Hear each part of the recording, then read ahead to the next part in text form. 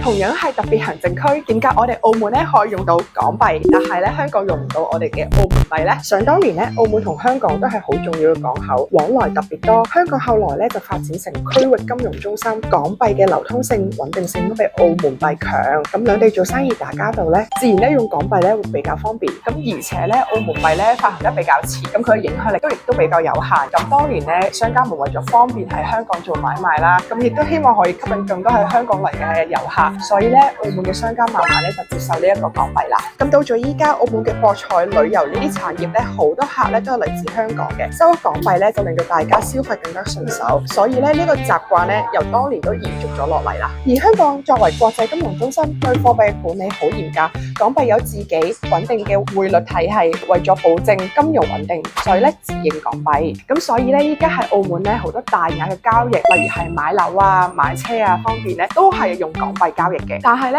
澳門咧就唔收香港嘅10蚊硬幣嘅喎，你哋又知唔知點解咧？歡迎留言區留言。